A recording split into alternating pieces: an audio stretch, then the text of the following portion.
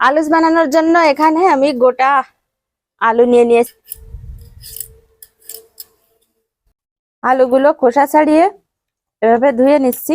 আলুস বানানোর জন্য আলুগুলো এরকম সাইজ করে এই আলুগুলো জলের ভিতরে হালকা করে সিদ্ধ করে নেব। কড়াইতে দিয়ে দেব জল, জলের ভিতর দিয়ে দেব লবণ। এবার পিস করে রাখা আলুগুলো দিয়ে দেব। হালকা করে সিদ্ধ করে নিয়েছি। এই আলু খুব বেশি সিদ্ধ করা যাবে না, কোনো রকমে একটু আলুর ভিতরে যাতে জল না থাকে সেই জন্য আমি এই টিস্যুটা দিয়ে দেব। এবার টিস্যুর পরে আলুগুলো আস্তে আস্তে এভাবে দিয়ে দেব। আলু থেকে সব জল মুছে নেব।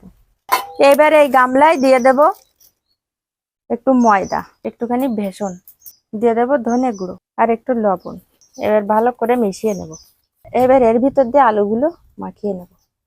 সবগুলো আলুতে এভাবে মাখিয়ে নিয়েছি। এবার তেলের ভিতর দিয়ে আস্তে আস্তে ভেজে নেব। কড়াইতে দিয়ে দেব সাদা তেল। তেল গরম হয়ে গেছে, এবার আলুগুলো দিয়ে দেব। আজকের আলুসটা কিন্তু আমি ভাজছি না, অঞ্জলি ভাজছে। অঞ্জলি কিন্তু খুব সুন্দর রান্না করতে পারে। আলুগুলো এপিট ওপিট করে উল্টিয়ে দিতে হবে। আলুগুলো ভাজা হয়ে গেছে, এবার নামিয়ে নেব।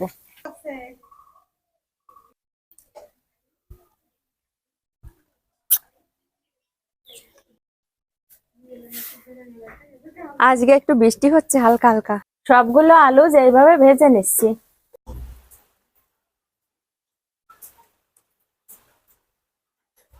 আলুগুলো এখন খাওয়ার জন্য পুরোপুরি রেডি। এর উপর দিয়ে দেবো সস। ঘরোয়া উপাদানে কম খরচে তৈরি, আপনারা চাইলে সহজেই এটা বাড়িতে বানিয়ে খেতে পারেন। তা এতক্ষণ আমার সাথে থাকার জন্য সবাইকে ধন্যবাদ।